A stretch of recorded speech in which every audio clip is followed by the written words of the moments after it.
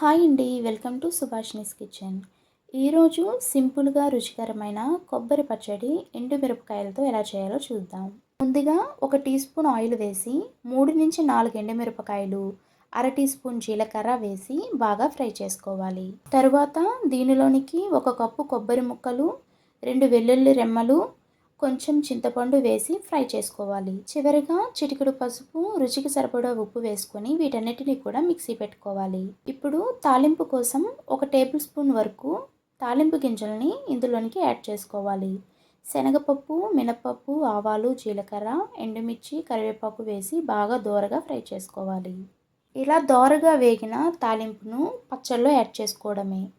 అంతేనండి, ఎంతో రుచికరమైన ఈ కొబ్బరి పచ్చడి ఇడ్లీ, దోశ, వడలతో చాలా రుచికరంగా ఉంటుందండి.